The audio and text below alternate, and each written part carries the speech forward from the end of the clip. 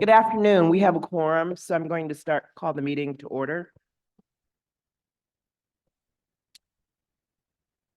Good afternoon and welcome to the March 5th regular meeting of the Community Development Commission of Chicago.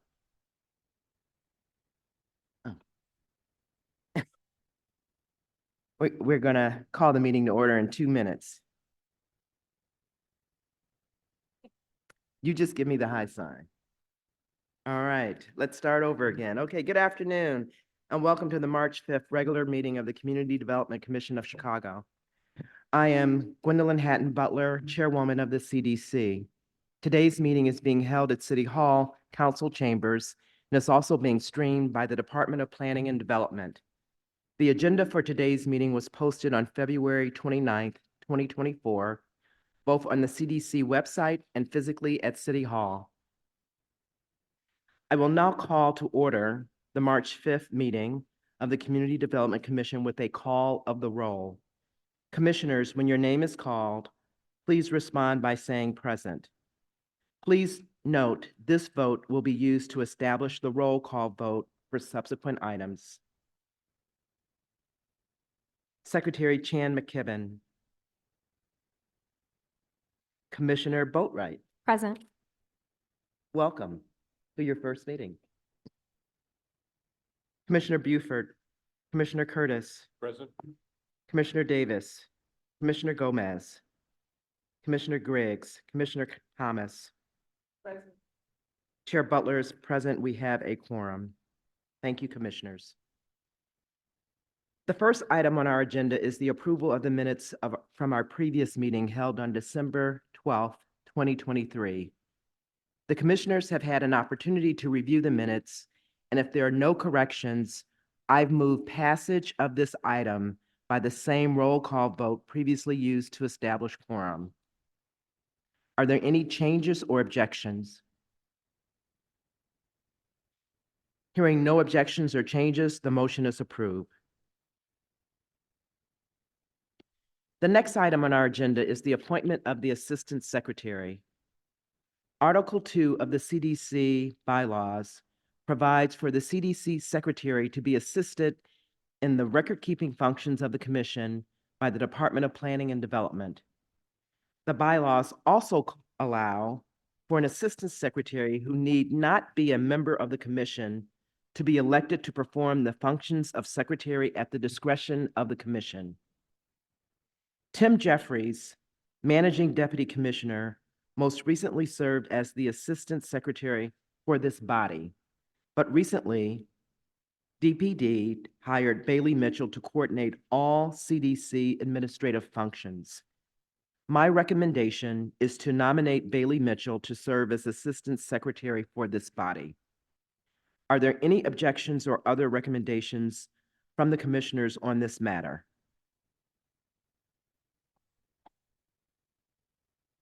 Hearing none, I move passage of this item by the same roll call vote previously used to establish quorum.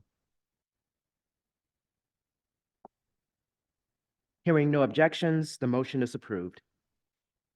Congratulations, Bailey.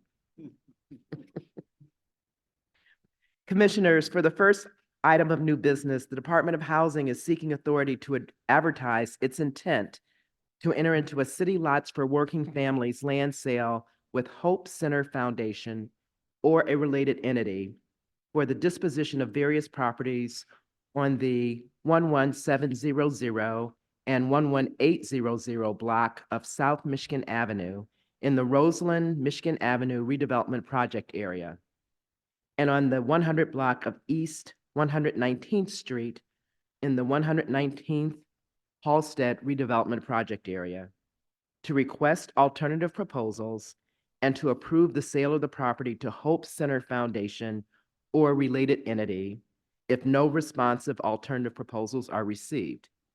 Commissioners, I'll note that the specific locations of these addresses are identified in both the resolution and the staff reports. Brian O'Donnell will provide a brief description of this change on behalf of the Department of Housing. Good afternoon, Chairwoman Butler and members of the Commission. For the record, my name is Brian O'Donnell. representing the Home Ownership Bureau of the Department of Housing. Also present today to my right is Shanita Muse, Executive Director of the Hope Center Foundation. And off to the right there is David Doig, President of Chicago Neighborhood Initiatives. Alderman Beal was informed of the meeting. He's supportive of the development, but I do not see him, so.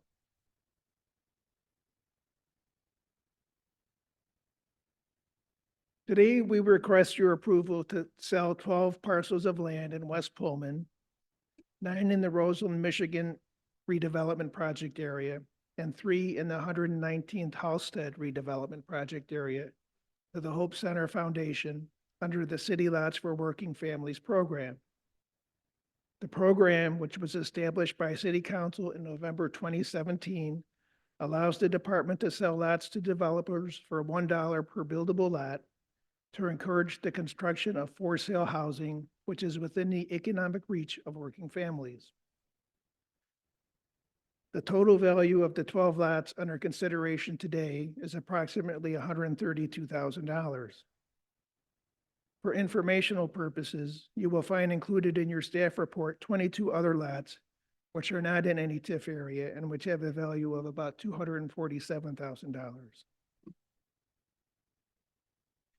As you can see, the lots under consideration today, the yellow dots within the light blue and purple shaded areas, are in a compact area in West Pullman on the southeast side of Chicago. It is expected that a red line station will be located at 116th in Michigan when the red line extension occurs. West Pullman is generally bounded by East 115th Street on the north, the Cal-Sag Channel on the south, Halsted Street and Justine on the west, and Front Avenue on the east. In 2020, West Pullman had a population of just over 26,000 people. It has a housing mix that includes 8,100 single-family detached homes, plus 320 single-family attached homes, and over 1,800 two-unit homes. Well over half of the entire housing stock was built before 1940. In 2021, the median income in West Pullman was about $49,000. A search of the city's data portal indicates that 38 building permits have been issued for the construction of either a single-family home, townhome, or two-flat in West Pullman since 2017. 8 of these 38 permits were issued late last year to this development team for lots already owned by Hope Center Foundation. I don't know how many of you were on the commission in 2018, but another 9 were for a development approved by this body for a now completed city lots development undertaken by Habitat for Humanity Chicago near 119th and Union. 3 of the lots under consideration today are in the 119th Halsted redevelopment project area shown on the left, with the lots being within the red circle. The proposed land sale and subsequent development would help meet these goals of the 119th Halsted project area. Reduce or eliminate deleterious conditions within the project area. Increase affordable housing, both for sale and rental, including market rate housing set aside of 20%, and to enhance the tax base of the project area. The implementation strategy for achieving the plan's goals envisions the sale of city land for residential development. The proposed project also conforms to the plan's land use map, which calls for residential development at the project site. 9 of the lots under consideration today are in the Roseland, Michigan redevelopment project area shown on the right, with the lots being within the green oval toward the bottom. The proposed would meet these goals of the Roseland, Michigan project area: an improved quality of life in the project area and surrounding community, an environment which will contribute more positively to the health, safety, and general welfare for residents in the project area and the surrounding community, and a mix of housing styles, rental costs, and sales prices and densities that meet the needs of the Roseland and West Pullman communities, including rental and ownership opportunities for very low, and moderate income residents. The implementation strategy for achieving the plan's goals envisions the sale of city land for residential development. The proposed project also conforms to the plan's land use map, which calls for mixed-use development at the project site. The public benefits of this proposal include new for-sale housing for working families and returning long vacant tax-exempt properties to the tax roll. The real estate market in the area shows that the average sale price for single-family housing in West Pullman for the 12 months ending December 31st, 2023 was just over $155,000, an inflation-adjusted annual increase of 6.3% per year since August 2016. The median sale price for single-family housing for the same period was $160,000. Adjusting for inflation, the median price in West Pullman has increased at an annual rate of 9.8% per year since August 2016. Below the sales data are the sources and uses for the development, which can also be found in your staff report. A revolving construction loan means that about 12 homes could be under development at a single time. The profit analysis table found on page 7 of your staff report shows that, like the previously mentioned Habitat for Humanity Chicago development in West Pullman, the developer will have to fundraise to offset some of the development costs. A reminder about the City Lots program: the department only establishes a maximum sales price. A developer must meet the market, or in some areas establish a market price. Should the sales price established by this developer be lower than the City Lots maximum, their fundraising requirement would grow. As a City Lots development, home buyers will be eligible for a BANA grant of up to $100,000. I think you all know the BANA grant by now. Additionally, as a member of the Reclaiming Chicago effort led by United Power for Action and Justice, who is also here today, the developer will have access to grant money acquired by that group. Now on to the modular homes built by Kinex in Chicago in their Archer Heights factory. The almost 1,700 square foot homes are 3-bedroom, 2 bathrooms, with the typical living room in the front of the first floor and a grand kitchen, dining, and living area in the first floor rear. 3 bedrooms are located on the second floor. There are 2 bathrooms, one in the primary bedroom and another downstairs. Although many of the blocks where these lots are located have high vacancies, the homes have been designed to respect the existing fabric of the broader neighborhood. The developer will offer varied facade treatments on each block, and all homes were designed to conform to the city's design guidelines. Here we see some images of the first floor and some kitchen and bathroom images. And finally, some additional interior shots. The land sale was approved by the Chicago Plan Commission in February. If all goes well here today, a City Lots land sale authorizing ordinance could be introduced at City Council in April and voted on in May. The Department of Housing has thoroughly reviewed the proposed project, the qualifications of the development team, the financial structure of the project, the need for public assistance, its public benefits, and the project's conformance with the redevelopment area plans, and DOH recommends that this body approve the sale of the designated parcels to Hope Center Foundation or to a related entity for the development of these homes under the City Lots for Working Families program. This concludes the formal presentation. If you have any questions, I or Shanita or David will attempt to answer them. Thank you. Thank you, Brian. And I don't believe that Alderman Beal has joined us, but you have a better view of the auditorium than I do. All right, great. Thank you.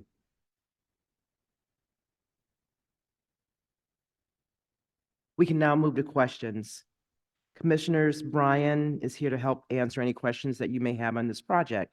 Do you have any questions?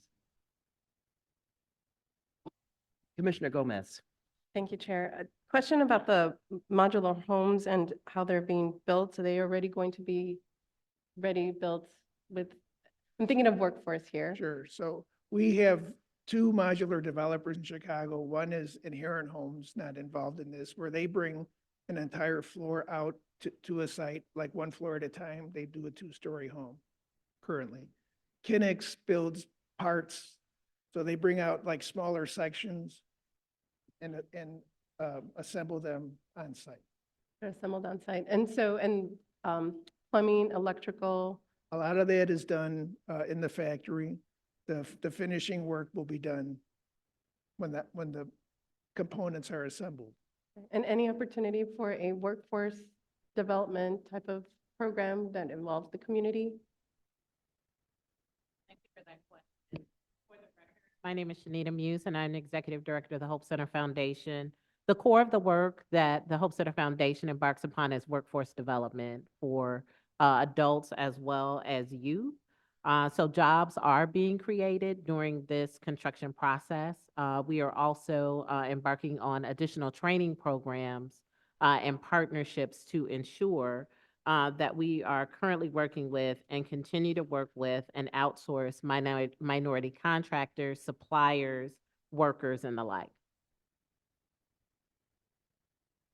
Are there other questions? Commissioner Boatright. Yeah, I have a question just in terms of your timing. Are all of the projects going, all the developments under construction at one time? Can you talk a little bit about the phasing? I'm sorry, can you ask the question Your again? phasing, are all of the units going up at the same time? Can you talk a little bit about delivery? Okay, fair enough. So Hope Center Foundation I'm owns sorry, just for purposes of the public meeting, you have to introduce yourself every time you every time. respond to a Okay, my question. apologies. No, that's fine. Thank you. For the record, I am Shanita Muse, the Executive Director of the Hope Center Foundation. The Hope Center Foundation currently owns 15 lots. We have 11 homes that are in production currently. Our goal is affordability, square footage, making sure that we're meeting the needs of the community. So in order for us to build at scale, we really need the lots that we have requested because these lots will be completed in June, and then we would like to move on. So if we work with the timing that Brian indicated, we would like to begin construction on those homes in the summer. We have home buyers that are ready. They have committed to the 11 homes, and we would be excited to give them these additional addresses to select from as we begin to continue to build additional homes. But we have a pipeline of home buyers that are ready right now to purchase these homes, and we're excited about that. Hi, this is Chair Butler. I just have a question. How is the pipeline of buyers established? Could you talk a bit about that process? Absolutely. I am, for the record, Shanita Muse, Executive Director of the Hope Center Foundation. We have done a series of community meetings within the community to help them to understand the program and what we are doing. We have received $10 million grant from the state for home buyer subsidies. So we are here to support our residents that are renters, that want to be homeowners, our residents that were lifelong residents of Roseland that want to move back. So there is a lot of interest, buzz, and excitement around the program. We do have a process in place where they have to go through HUD certified counseling as well as a series of financial courses before they can select a potential home to purchase. So as a community-based organization, we work with our residents in many areas beyond housing. We also work with them in workforce development, which is the core of what we do. So a lot of the clients that come through the Hope Center Foundation are introduced to homeownership and financial literacy. And so beyond just the marketing and communication that we have done in the community around this initiative, our clients are also coming through our workforce development programs as they move through a better job, a better situation, and then moving into homeownership. So I have a follow-up question, and you don't have to reintroduce yourself since I'm going right back to you. You know, if you could have everything that you wanted, what is your capacity at any one time in terms of, putting people into homes? We've got a limited number of homes here. You're working on some now, but what's your wish list? What can you do? If you had all the resources that you needed? Yeah, I think that's a great question. So the Reclaiming Chicago initiative is to build 1,000 homes on the far south side. The Hope Center Foundation is the anchor institution doing that work. We have requested as a Reclaiming Chicago group, 500 lots, 125 per the 4 communities that we're building on. So I would say as a member of Reclaiming Chicago, 500 lots. Thank you. Are there other questions, members of the commission? Commissioner Curtis? Thank you. Just to help me understand, this is not asking for TIF funding. This is a transfer of property. Is that correct? For the record, Shanita Muse, Executive Director of the Hope Center Foundation. That is correct. We are not requesting TIF funding. Thank you. You're welcome. To expound a bit more, Brian O'Donnell for the record, the City Lots program doesn't allow any additional funding to developers other than to sell the lot for $1 and fee waivers. Got it. Thanks. Are there other questions from members of the commission? If there are no further, I'm sorry, Commissioner Thomas. Does the alderman have a support letter on file? The alderman introduced his own ordinance to expedite the sale of these lots, so he's in full support. Unfortunately, when housing does it, we have to go to Plan Commission and CDC to get your approval. So he's fully supportive. Thank you. Thank you. If there are no further questions, I would now like to invite members of the public who are in attendance and interested to speak on this item. Each speaker will be limited to 3 minutes. Are there any members of the public who would care to speak on this item?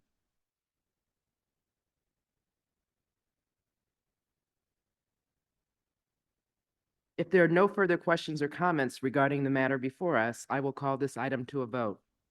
The resolution before us, the Department of Housing is seeking authority to advertise its intent to enter into a city lots for working families land sale with Hope Center Foundation or related entity for the disposition of various properties on the 11700 and 11800 block of South Michigan Avenue in the Roseland, Michigan Avenue redevelopment project area, and on the 100 block of East 119th Street in the 119th Halsted redevelopment project area, to request alternative proposals and to approve the sale of the property to Hope Center Foundation or related entity if no responsive alternative proposals are received. If there are no objections from members of the commission, I've moved passage of this item by the same roll call vote previously used to establish quorum. And I'd like to note that Secretary Chan McKibben is here with us for this vote. Thank you. Are there any objections? Hearing none, the motion is approved. Thank you. Thank you very much. Thank you. very much. Commissioners, for the next item of business, the Department of Planning and Development is seeking authority to negotiate a redevelopment agreement with Steens Family Foundation for redevelopment of the property located at 4100 West Fillmore Street in the Roosevelt Cicero Tax Increment Financing Redevelopment Project Area, and to recommend to the City Council of the City of Chicago the designation of Steens Family Foundation as developer. Antoinette Maxwell will provide a brief description of this change on behalf of the Department of Planning and Development.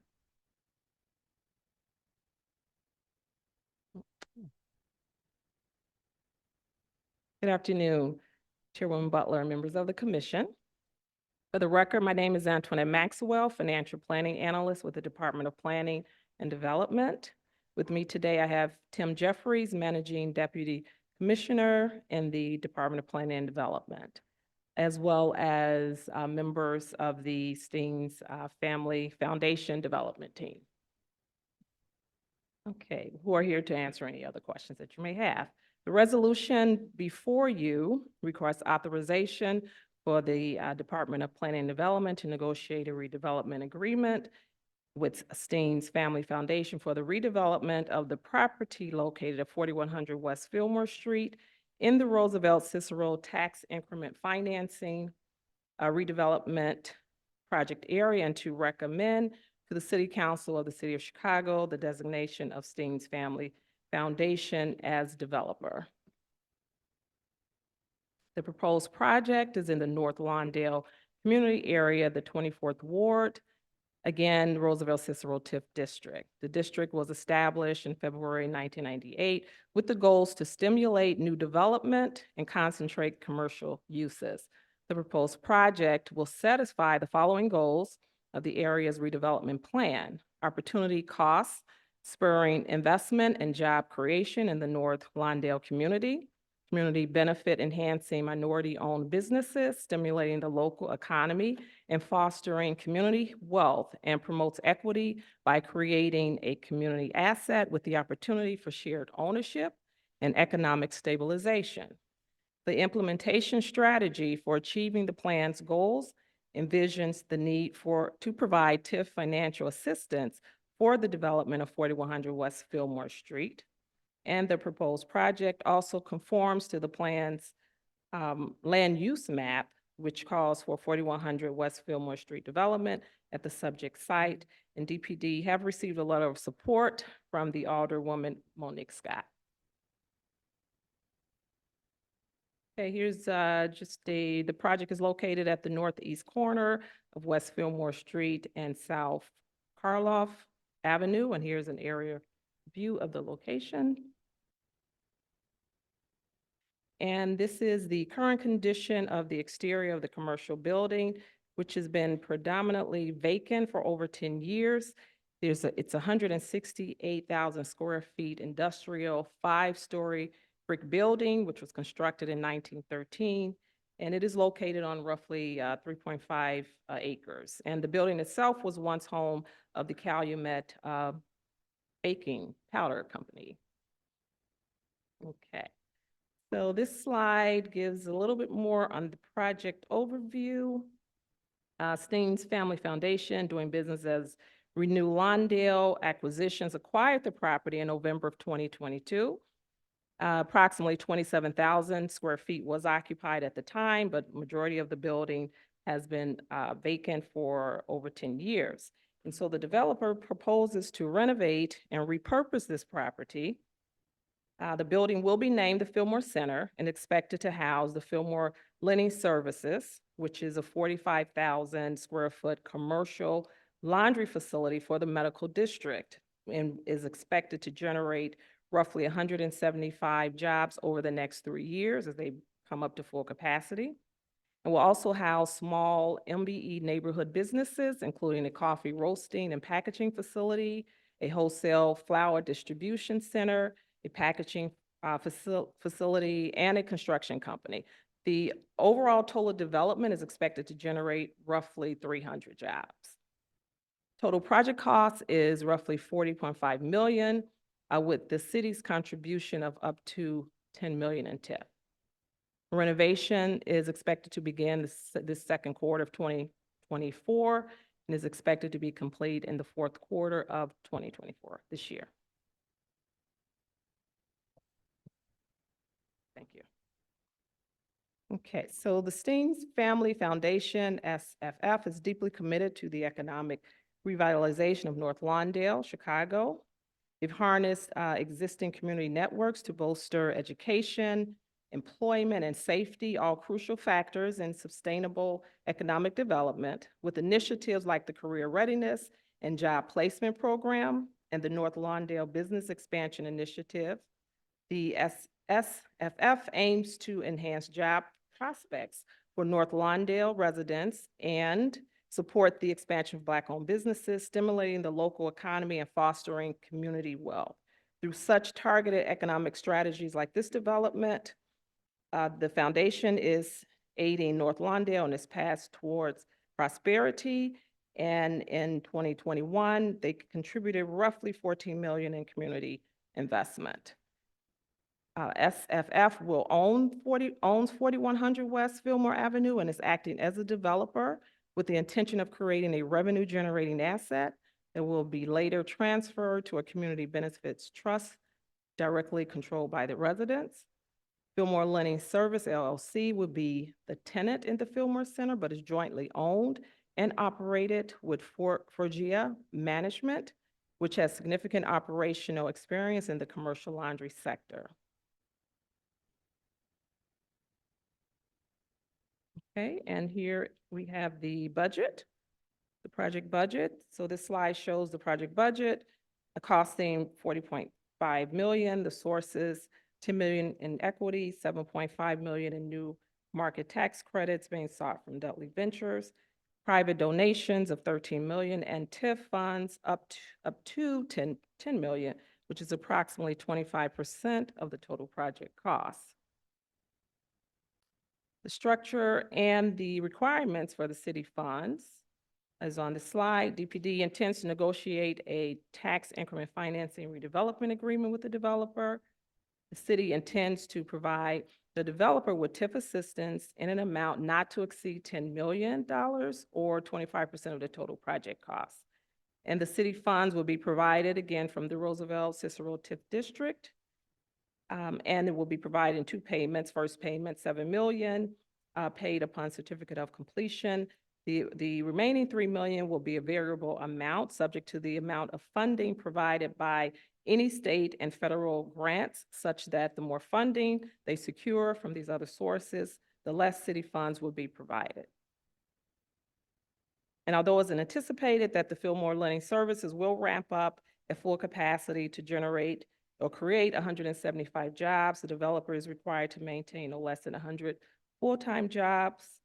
And there is an occupancy covenant as well of no less than 75% of leasable space for 10 years. And excuse me, additionally, there will be the standard construction compliance requirements of prevailing wage, MBE, WBE, and city residents. Okay, here's a proposed rendering of the Fillmore Center post redevelopment. This is a visual that they provided for just a likening of what they would expect for the facility to look like post redevelopment. And so the recommendation rationale, the proposed project will allow the following benefits to be realized. It does address the longstanding leakage of the commercial laundry facility in the Chicago market for medical districts, for the medical district. The project provides multiple avenues to establish community-based wealth, including through a community benefits trust and employee ownership of Fillmore Linens, yielding profit interest. And it creates significant number of high-paying jobs as well as opportunities for local entrepreneurs. And it does, in fact, stabilize an aging industrial building that has been significantly vacant for a long time, for over a decade. Okay, so our recommendation, I believe that's, okay. So DPD has thoroughly reviewed the proposed project, the qualifications of the development team, the financial structure of the project, and the project's conformance with the redevelopment area plans. And DPD recommends that the CDC recommend to the City Council for DPD to negotiate a redevelopment agreement with Steens Family Foundation for the redevelopment of the property at 4100 West Fillmore, and providing TIF funds, and to recommend to the City Council of the City of Chicago the designation of Steens Family Foundation as developer. And that concludes my formal presentation. Thank you. Welcome any questions that you may have. Thank you, Antoinette. You indicated in your remarks that Alderwoman Scott does support the project and has provided a letter of support. Yes. Is she present? And if she is, I invite her to make a statement on the project. I do not see her at this time. Right, thank you. No written statements from the public were submitted on this matter. We can now move to questions. Commissioners, Antoinette is here to help answer any questions that you may have on this project. Do you have any questions? Okay, Commissioner Thomas, we'll start with you. Thank you, Madam Chairman. When you look at the project budget, I was wondering where the developer is with the private funding, fundraising. There's 32% of the budget is private fundraising at 13 million. I would really have the developers speak to where they're, the progress of their fundraising at this time. Good afternoon, and thank you for the opportunity to present our project to you today. I'm Patricia Ford, and I serve as the Executive Director of the Staines Family Foundation. We were recently awarded a $1.25 million grant from the Chicago Community Trust, their We Rise program. And so that official announcement, I believe, happened yesterday. So we were pleased to receive that support. We have other proposals that are pending with some of our local colleagues. And then we are also going to seek national funding. So to date, our private contributions have totaled the 1.25 million. The foundation has also contributed equity, as you heard from Antoinette's overview. And so our fundraising goals are in progress. And we will, keep the city apprised of any awards that we get. Thank you, Madam Chairman. Thank you. Commissioner Curtis. Yes, thank you. Can you help me understand again the equity portion of the sources of the funds, where that equity is coming from? That will be coming from the Staines Family Foundation. Is that the entire amount? There's a $10 million equity line. Yes, Patricia Ford, Executive Director of the Staines Family Foundation, and yes, that entire line is coming from the foundation. Thank you. Thank you. Secretary Chan McKibben. Hello. My question is probably to the foundation. Curious about the project itself. Other than the laundry service, other than Fillmore Linen Services, the other small businesses that you plan to house, the coffee roasting and packaging facility, the wholesale flour distribution center, packaging facility, and construction company, can you speak to the history and sustainability of these businesses?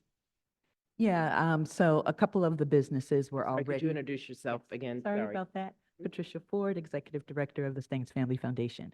So a couple of the businesses were already located in the building prior to our purchase of the building. So the Cribby Coffee Company, the air roasting company, they have facilities in both Forest Park and Oak Park. They plan to extend their business by increasing wholesale sales. And so they've been in business, I'm not quite sure of the actual year. I'm looking to my colleagues to the right. So for the past 5 years, and so we are interested in helping their, business grow. And then Southside Bloom on the south side, been in business for a number of years. And so they're interested in increasing their footprint and bringing support to young people on the west side. So this would be an extension of their ongoing good work. Thank you. Are there other questions from members of the commission? Yeah, Commissioner Can you- Goldbright. Hi, thank you. Can you speak a little bit about the jobs, 175 jobs over as you all build up, but can you talk about workforce partners or how do you ensure local hiring opportunities for West Side residents? Yeah, sure. Thank you for that question. Patricia Ford, Executive Director of the Staines Family Foundation. So the foundation has a long history of partnership in North Lawndale. We've been awarding grants and partnering with community residents since 1997. We give extensively to workforce development in general. It's one of our primary areas. We have several partners that are helping to make certain that we have a viable pipeline that's ready for employment. Notably, Skills for Chicagoland's Future will serve as our recruitment partner. They have a long history in Chicago of providing pipeline support to other projects of note. The Discover Center in Chatham, they were one of the partners for, that project. So they'll serve as recruiter. They'll be working with our West Side workforce development partners to make certain that residents are ready. We also have other extensive networks in the community since we've been there for so long. Education is our North Star, so we'll be recruiting from some of our partner schools that we work with. We work with mentoring organizations, so families and parents from those organizations will also have an opportunity. In addition, the North Lawndale Employment Network, which is housed in North Lawndale, they're a long-term partner. And so they'll be providing retention support to employees. We want to make certain, we've learned a lot over the past couple decades, and we want to make certain that we're providing retention support on site at the Fillmore Center. So North Lawndale Employment Network will be providing that to make certain that we're removing any barriers that employees are facing as they are, working, right? And so there'll be case management support. There'll also be therapeutic support that's on site at the facility. And then lastly, Westside United is also a partner, and they will convene our community partners as well as convene our employers. We want to create a learning community with our employers to make certain that the businesses that are in the Fillmore Center are great places to work and that they're learning from one another. So we're going to develop, a network. In addition, we have Chicago Cred as a partner. They have a lot of local presence in the community. UCAN, also one of our nonprofit partners that are working in the violence prevention and intervention area. So they'll be also helping to source candidates for employment. Thank you.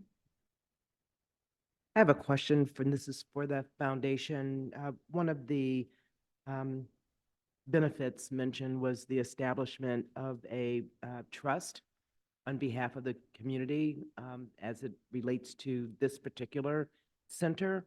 Can you speak a bit about what that entails and what the foundation's experience has been in establishing trusts for the benefit of the community? And just give us the timeline as to when you anticipate that might occur. Sure. Patricia Ford, Executive Director of the Staines Family Foundation. So this is new, for us. So this is, the first time that we're going to establish a community benefit trust.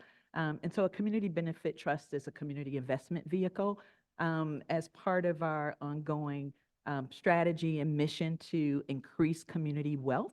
We wanted to make certain that we passed on this tremendous asset to residents. And so officially, the property can pass on after our new market tax credit expires in 7 years.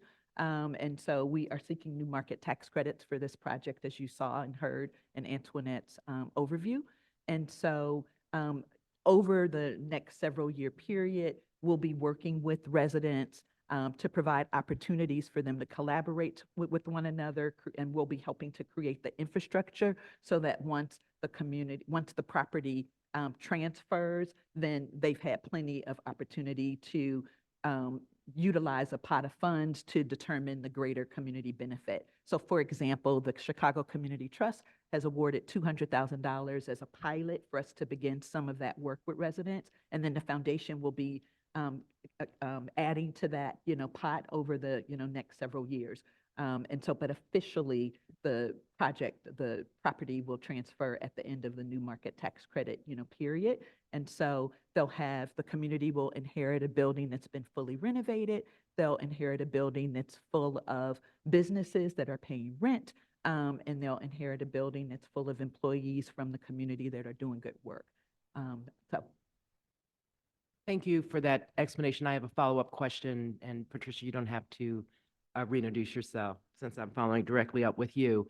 So are there examples of similar structure either in Chicago or nationally that we could look to see what it actually looks like in terms of the community benefits trust, once it's transferred to the community post the expiration of the new markets tax credits? Are you emulating this on, a structure that you've seen either here or someplace else in the country? Yes, and I'm also going to invite my colleague, Reginald Jones, to answer that too. And so this community investment vehicle work is fairly new. The Chicago Community Trust is leading a lot of the local work, and there are a few groups in Chicago that are experimenting with different forms of community benefit trust.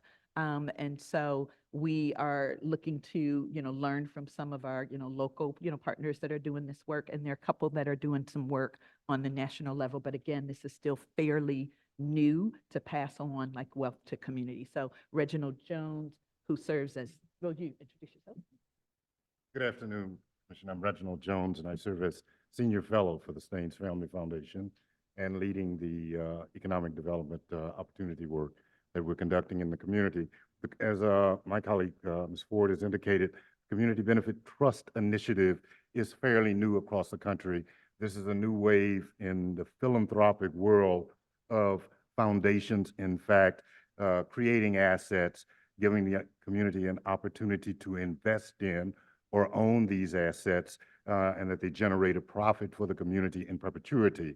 I've had the pleasure of leading a major community ownership initiative, just returning into the role at Staines from my work in San Diego, where I led the work of the Jacobs Family Foundation that in fact created one of the first IPO, individual public offerings, that provided residents an opportunity to buy into a mall complex there in San Diego, returning dividends on the profits of the mall back to the community.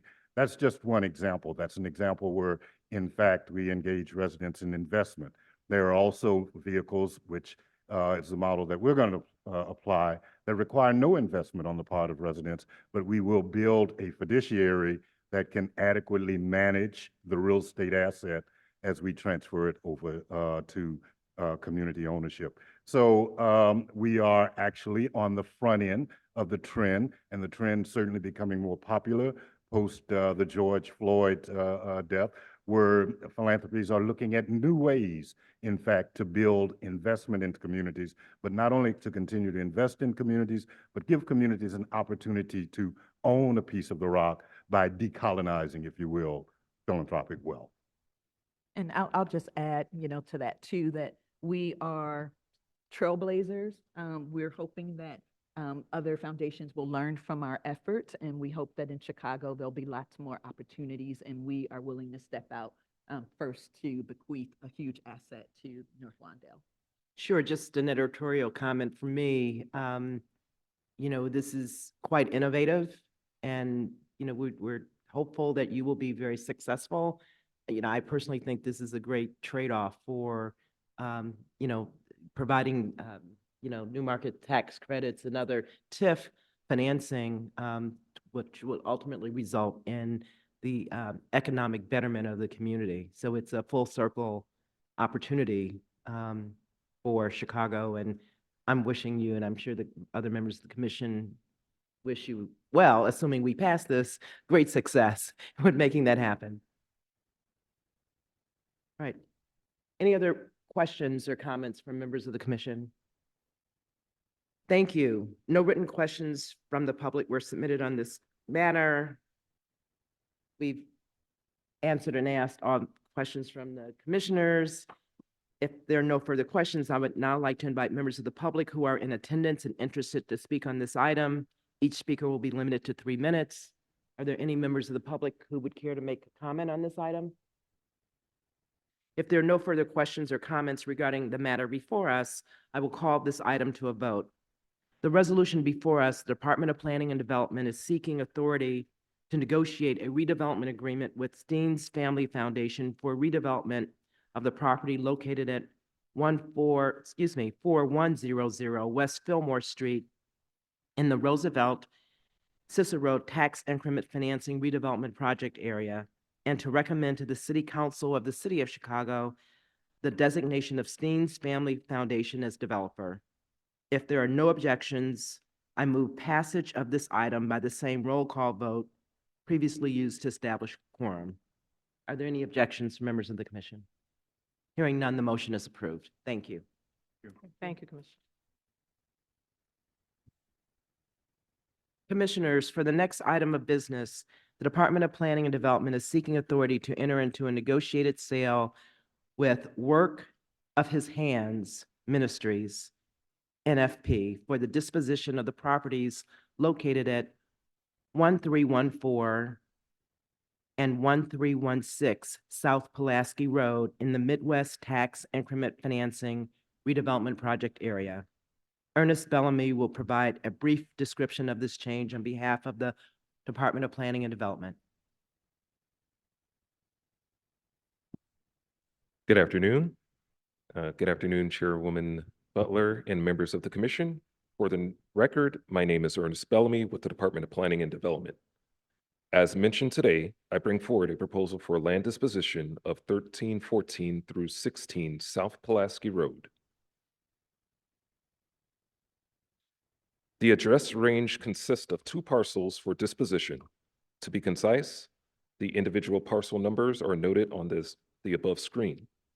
The sum total square footage for these parcels are 6,288 square feet. They are located in the 24th Ward, Alderwoman Monique Scott, in the North Lawndale community area. The parcels are also located within the Midwest TIF. The developer is Work of His Hands Ministries, non-for-profit, who started to engage the department in January 2021 with the interest in creating a non-accessory parking lot adjacent to an existing one-story building, which they actively operate out of. Total development cost are approximately $73,000. For the disposition, Alderwoman Scott has issued a letter of support, which is included in my staff report. Additionally, in attendance here today is Pastor Frank Brim.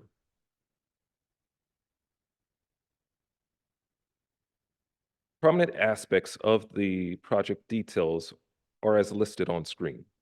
To be concise, the non-for-profit Work of His Hands Ministries is the applicant, and the total project cost are $73,000.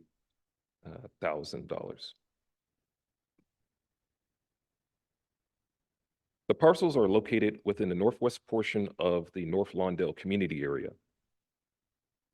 In closer context, the parcels are within the city block south of West 13th Street, in between South Pulaski Road and the north-south alleyway due west of South Pulaski Road. Fronting South Pulaski Road, the vacant parcels are within a predominantly commercial charactered corridor with vacant and open space within the North Lawndale community area. As represented by the 3D aerial of the neighborhood, you can see the immediate adjacent uses, which include other vacant city lots, a community garden, and a car wash. The proposed development is represented in the following site plan. It consists of 12 parking spaces. The proposal will be designed in accordance with applicable zoning and landscape requirements. In conclusion, having reviewed the materials submitted by the applicant, the Department of Planning and Development recommends that the CDC approve the disposition of 1314 through 16 South Pulaski Road. From here, I would like to pause for any questions from the commission. Thank you, Ernest. I believe you indicated that Alderwoman Scott supports this project and has provided a letter of support. Is that correct? Yes, this is And, correct. You can see the audience better than me. Is Alderwoman Scott here, or is she? She is not in Not attendance present. today. Okay, great, thank you. No written statements from the public were submitted on this matter. We can now move to questions. Commissioners, Ernest is here to help answer any questions that you may have on this project. Do you have any questions? Yeah, Commissioner Gomez. Thank you. I don't know if I missed it. Is it a free parking lot or? And, yeah, is it a free parking spot? Yes, Pastor Frank Brown, Work of His Hands Ministry. It is a free parking lot. Any restrictions on who can park there? But we're gonna have it gated. So for more than anything, what we're trying to do is make sure that the occupants are safe. We've had a lot of break-ins on Pulaski, so we just want to make sure that the cars are secured. Further questions? Thank you. Any further questions from members of the commission? Commissioner Curtis. I'm just curious, can you tell me the number of congregants at the church?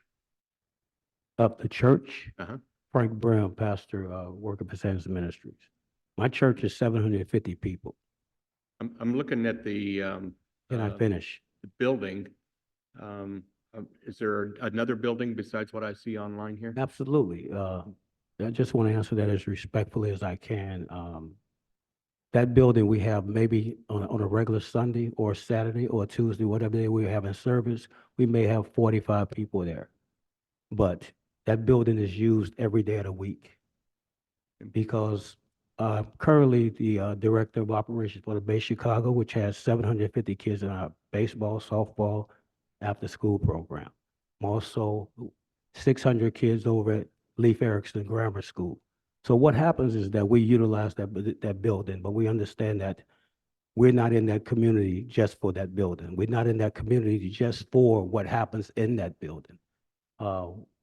We're reaching all over the community because we're trying to transform and undergird people in that community with what's necessary to live a successful life. And so whatever that takes, Work of the Saints Ministry is willing to do that.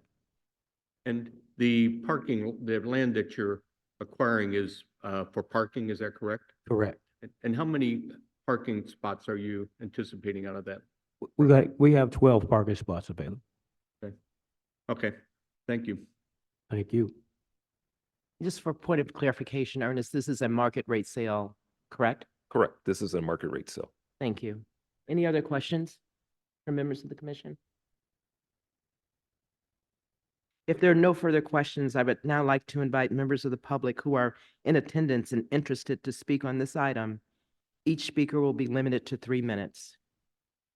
Are there any members of the public who would wish to speak on this item?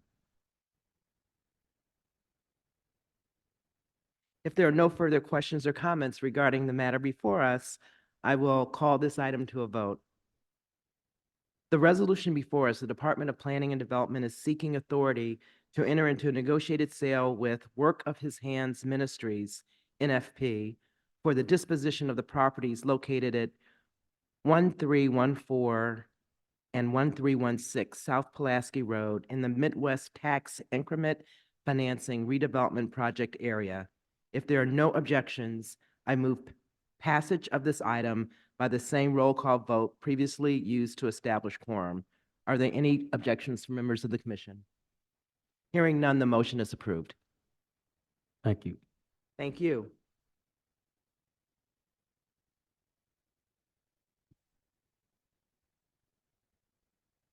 Commissioners, for the next item of business, the Department of Planning and Development is seeking authority to enter into a negotiated sale with Cocina Compartida de Trabajadores Corporatistas.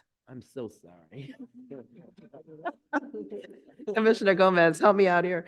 LWCA LLC for the disposition of the property located at 3652, 3658 West 16th Street in the Midwest Tax Increment Financing Redevelopment Project area. Ernest Bellamy will provide a brief description of this on behalf of the Department of Planning and Development, and my apologies to the organization for my not very legible Spanish. So sorry. Good afternoon again, Chairwoman Butler and members of the commission. For the record, my name is Ernest Bellamy with the Department of Planning and Development. As mentioned, today I bring forward a proposal for land disposition at 3652 and 3658 West 16th Street. The address range consists of 2 parcels for disposition. To be concise, the individual parcel numbers are noted on the screen above. The sum total square footage of these parcels are 6,146 square feet. They are located in the 24th Ward, Alderwoman Monique Scott, in the North Lawndale community area. The parcels are also located within the Midwest TIF. The developers are Cocina Compartida de Trabajadores Corporativistas, LWCA, who started to engage the department in April 2022 with their interest in creating a 1-story and 2-story commercial building addition to their existing 1-story commercial building, which they actively operate out of. Total development cost is approximately $4.6 million for this phase of development. For this disposition, Alderwoman Scott has issued a letter of support, which is included in my staff report.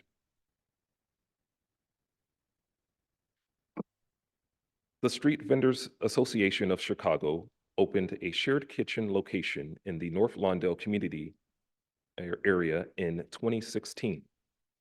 The kitchen eventually became a cooperative called Cocina Compartida de Trabajadores Cooperativistas, CCTC for short, where the street vendors take turns preparing food in an inspected and certified kitchen to be sold across the city.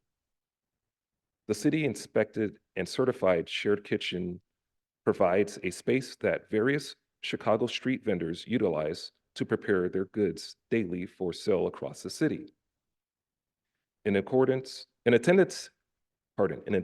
here today are two of the members of CCTC, Rosanna Rivera and Philip Jones, who are eager to elaborate on CCTC upon request by the Commission.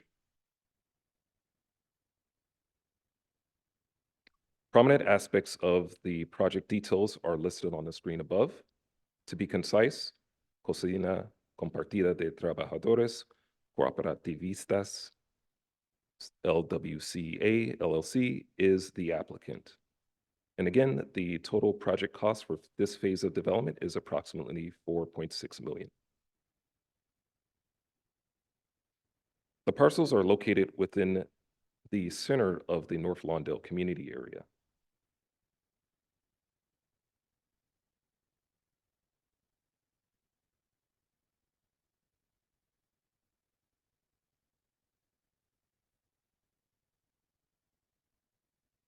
Zoomed in is the neighborhood aerial showing where the parcels rest due east and due west of the applicant parcel, which they currently operate out of.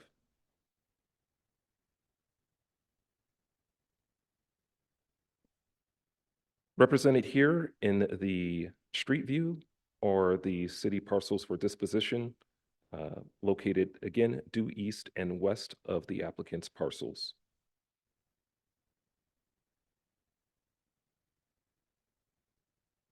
And zooming out, you can see the nature of the block and surrounding context, which is predominantly a mix of commercial and residential parcels, as well as vacant land along West 16th Street.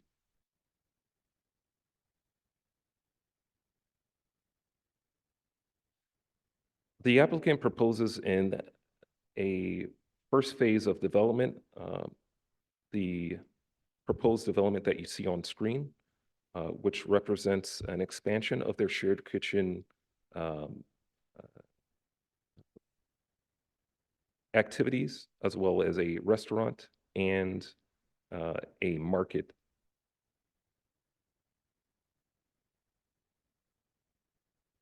And this next slide is a site plan showing the full build out of this current phase of development. And going underneath the roof, we can see the first and second floors of the development's build out, showing again that expanded shared kitchen facilities, restaurant space, as well as market space for the community, as well as a small green roof where there will be grown some local fruits and vegetables for the shared kitchen uses, as well as office space.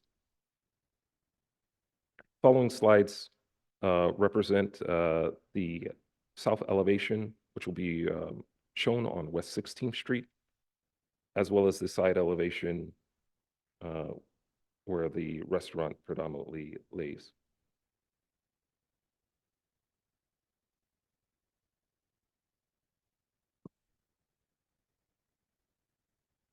Having reviewed the materials submitted by the applicant, the Department of Planning and Development recommends that the CDC approve the land disposition of 3652 and 3658 West 16th Street. At this time, I would like to pause for any questions from the Commission. Thank you, Ernest. If present, I would like to recognize Alderwoman Scott and invite her to make a statement on the project. I don't believe she's joined us, is that correct? That is correct. She is not here. But she is in support of this project and has provided a letter of support, is that correct? Yes, that is correct. Thank you. No written statements from the public were submitted on this matter. We can now move to questions. Commissioners, Ernest is here to help answer any questions that you may have on this project. Commissioners, do you have any questions? Commissioner Boatright. Yeah, just curious, how do vendors apply to work in the shared kitchen? For the record, my name is Rosana Rivera. I am the representative for the Cocina Compartida de Trabajadores de Cooperativistas. For short and moving forward, would like to continue with CCTC. So they would actually come to one of the meetings and apply to be one of the cooperative shared owners. You can either apply to work and become part of the Cocina Compartida or just become part of the cooperative. But we do encourage street vendors to be in compliance with the law and become part of the cooperative so that they can share the benefits of the shared kitchen. Yes. And an additional question, with the expansion, are you able to create more jobs? And can you speak on how many additional jobs you're able to create? Absolutely. Once again, Rosana Rivera, representative of CCTC. We are expected to have about 40 to 60 job developings. Some will be for cooperative owner operators and also extended to the community, whether they are street vendors or not. Thank you. You're welcome. Commissioner Gomez. Thank you. I just wanted to comment first on a question. First, I really, really love the concept. Love that you had the greenhouse up there. It's very just holistic, brings it all together. Thank you. And second question, so is this, the rendering seem like it could be open for the public? Is it open to the public? Once again, Rosana Rivera, representative of CCTC. Yes, it is open to the public. The restaurant is actually the component that we encourage for people to come and apply and be frequented. On the other side, we have a greenhouse fresh market. So we would anticipate that people would come and get their produce fresh in also conjunction with the 10 community gardens. So we encourage people to do apothecary products and other value-added products from North Lawndale. Thank you. Any other questions from members of the commission? Commissioner Thomas. Thank you, Madam Chairman. This is a great idea, great idea. And Ernest, I just have to say, I'm proud of how you, Thank you. very good, Ernest. As it relates to the project funding, it was stated that the funding of the project is entirely through grants and that you have about 35%, which is about 1.6. So you have another 3 million that you need to raise, and you're going to do that through grants, correct? Rosana Rivera, representative of CCTC. Yes, so the cooperative members are part of the Street Vendors Association of Chicago, of which I am the economic developer as well. And we are continuously seeking grant funding. Also, we help develop cooperatives. So that is part of our job, is to continue to seek funding for cooperative development. And because this is part of a larger project called Turning Red Lines Green, we also will be registering the land as a community land trust. And so it would be a collection of cooperatives. So that's where most of the funding will be coming from, is private organizations, as well as the development costs. The new appraisal for the, because we are community wealth building recipients and NOF recipients. So with the new renovations that we just had, the new appraisal amounts will also provide assets for us to seek more funding. Okay, the so some of the expansion. funding, I'm sorry. That's okay. Some of the funding will occur through probably some debt, not just grants. I'm trying to figure out if the timing for the other anticipated funding on this project is about 3 million. Rosana Rivera. We're going back and Oh, forth, so I okay, think no it's- problem. Yes, so we have already been, I've been continuously seeking funding. So we do anticipate to have it in the next couple months. Oh, excellent. Mhm. 3 million next couple of months. You need to be fundraising for a lot of people. We have a lot of community support. We have a lot of foundational support. We're really excited to work with our community partners and the other organizations working in Lawndale, North Lawndale. Thank you, Madam Chairman. Thank you. Do any other members of the commission have questions or comments? If there are no further questions, I would now like to invite members of the public who are in attendance and interested to speak on this item. Each speaker will be limited to 3 minutes, and if you would care to speak on the item, you can step to the mic. If there are no further questions or comments regarding the matter before us, I will call this item to a vote.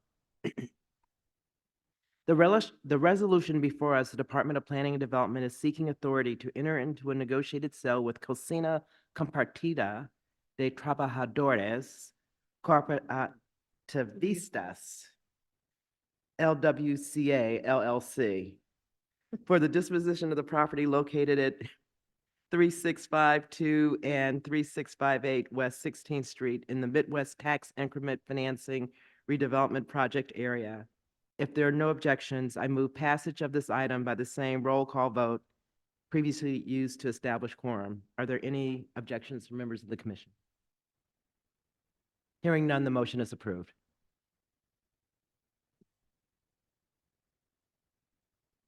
Commissioners, for our next item of business, the Department of Planning and Development is seeking authority to enter into negotiated sale with Lake Keeler LLC for the disposition of parcels of city-owned property located between 4204 and 4232 West Lake Street in the Northwest Industrial Corridor Tax Increment Financing Redevelopment Project area, to request alternative proposals and to approve the sale of the property to Lake Keeler LLC if no responsive alternative proposals are received. Ernest Bellamy will provide a brief description on behalf of the Department of Planning and Development. Good afternoon again, Chairwoman Butler and members of the commission. For the record, my name is Ernest Bellamy with the Department of Planning and Development. As mentioned, today I bring forward a proposal for a land disposition of 7 parcels roughly at the address range 4204 through 32 West Lake Street.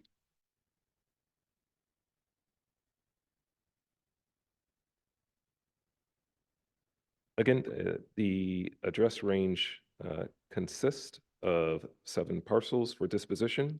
To be concise, the individual parcel numbers are noted on the above screen. The sum total square footage for these parcels is 49,452 square feet. They are located in the 28th Ward, Alderman Jason Irvin, in the West Garfield Park community area.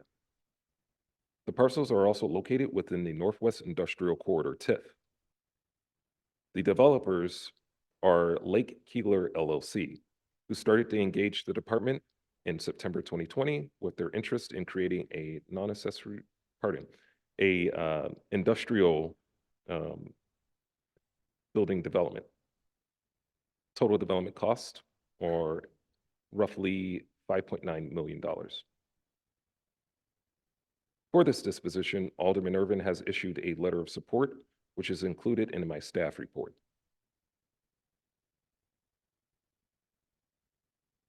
Prominent aspects of the project details are listed on the screen above.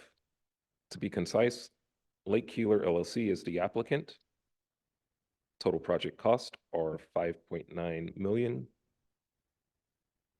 And the tenants are not known at this time. However, Mr. Paul Goodman, the managing member of Lake Keeler LLC, is present to answer specific questions regarding future tenants at the conclusion of this presentation.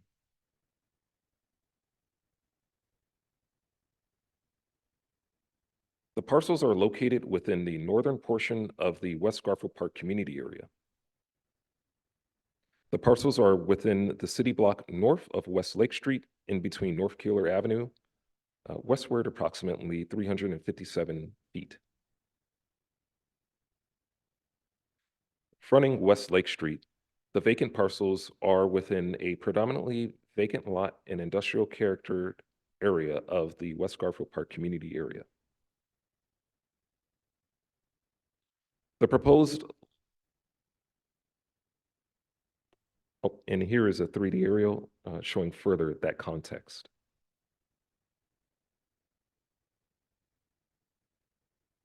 The proposed layout of the spec industrial building is shown above.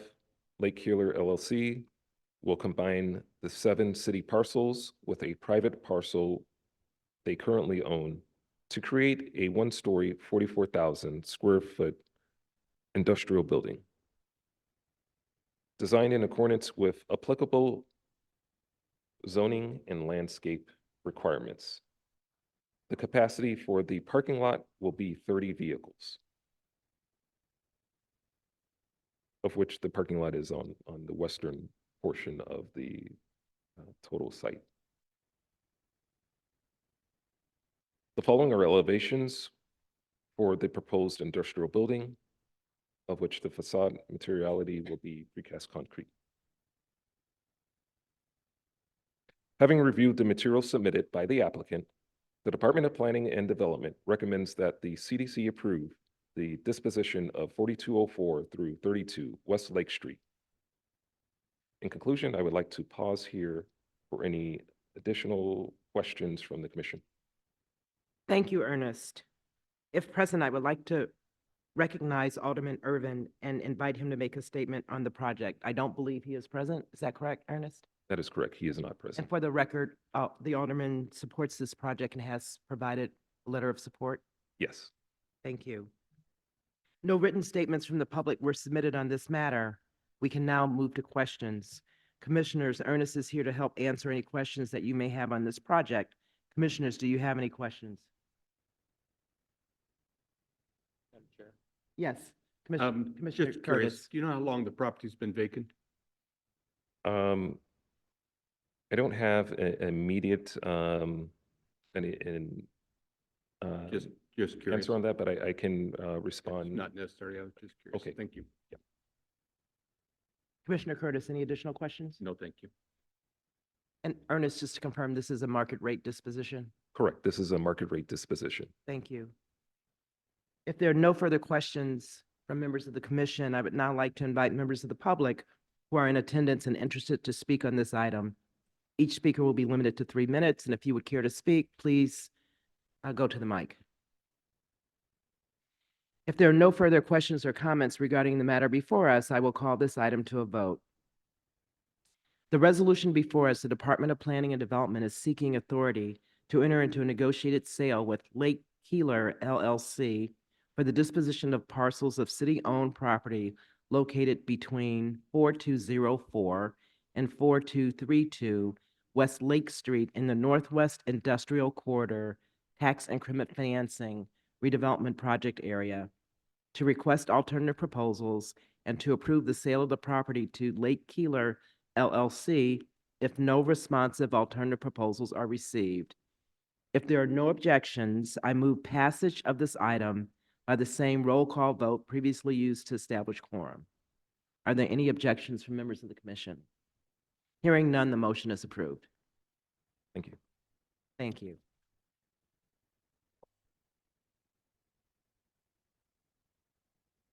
Commissioners, for our next item of business, the Department of Planning and Development is seeking authority to enter into a land sale with Tamika Jenkins for the disposition of the property located at 4441 West Adams Street in the Midwest Tax Increment Financing Redevelopment Project Area, and to approve the sale of the property to Tamika Jenkins.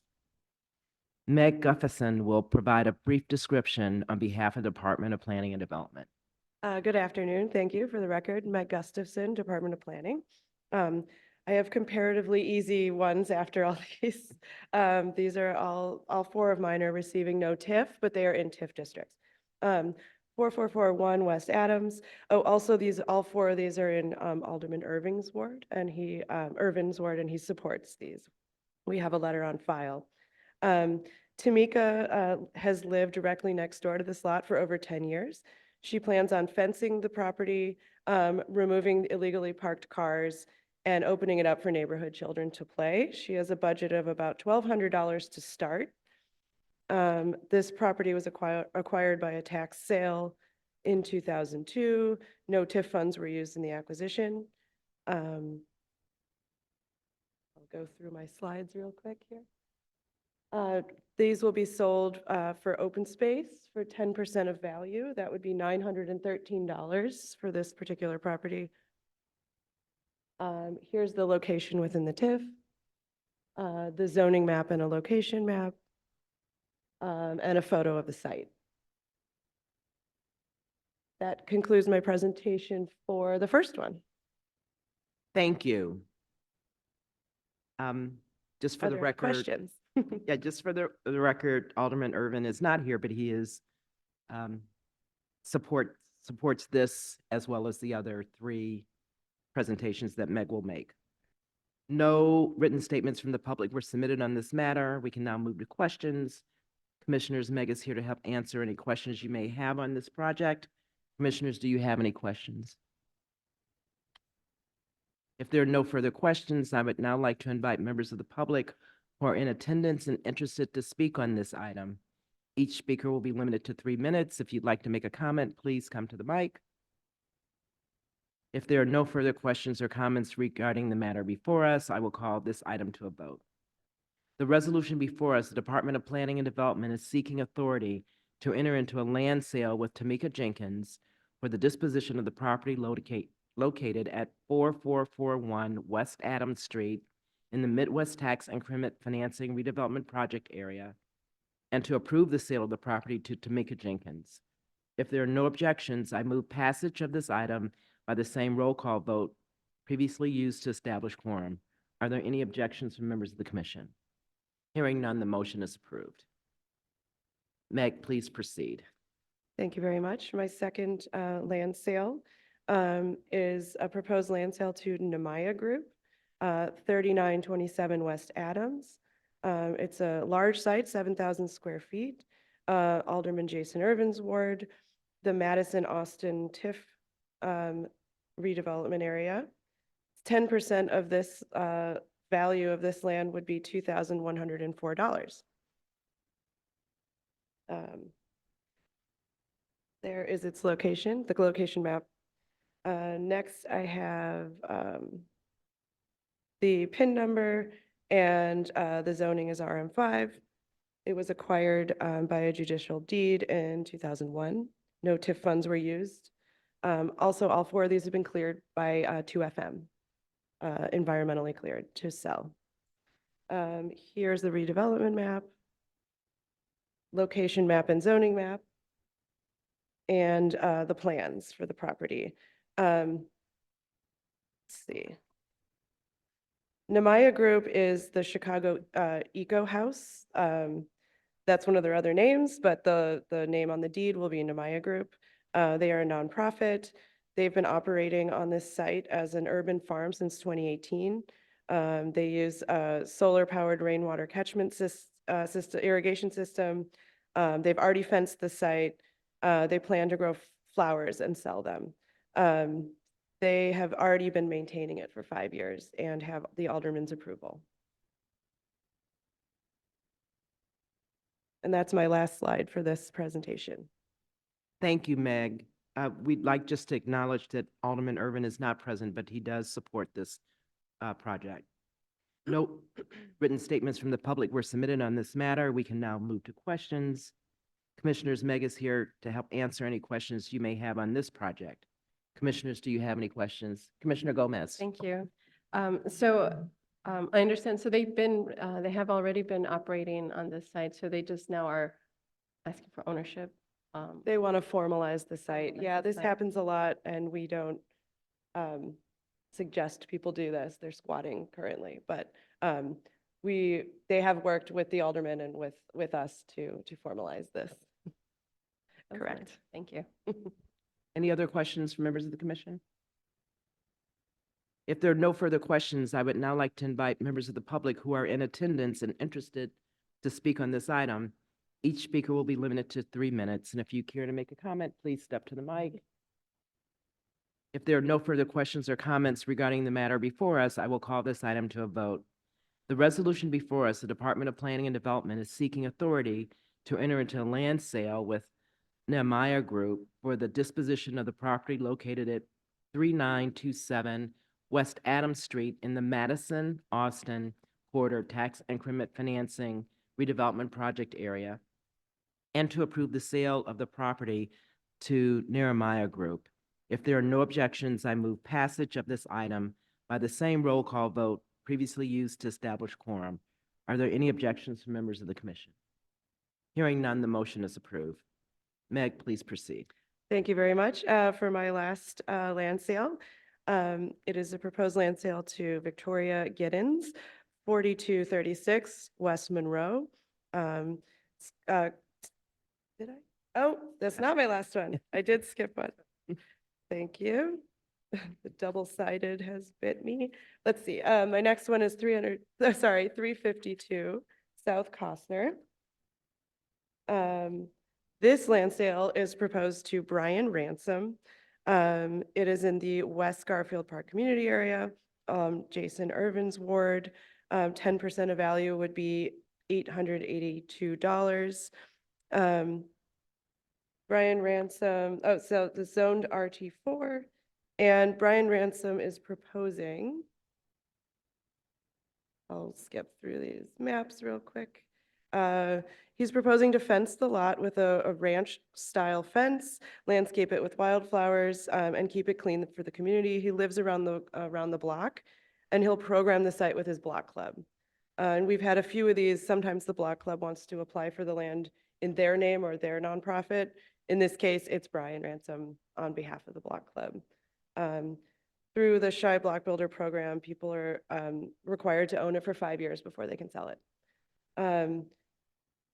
Let's see, his budget is about $5,700.